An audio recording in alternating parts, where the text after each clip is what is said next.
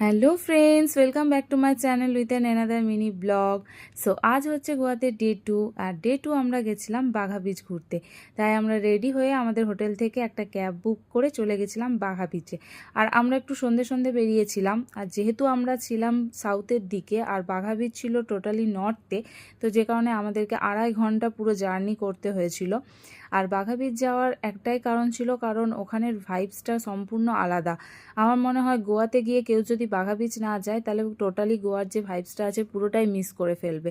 কারণ এখানে সন্ধেবেলায় যে সাকসগুলো আছে সেগুলো খুব সুন্দরভাবে ডেকোরেশন করে, প্রচুর লাইটিংয়ের ব্যবস্থা থাকে, মিউজিকের ব্যবস্থা থাকে, আর খাওয়া দাওয়ার তো ব্যবস্থা থাকেই।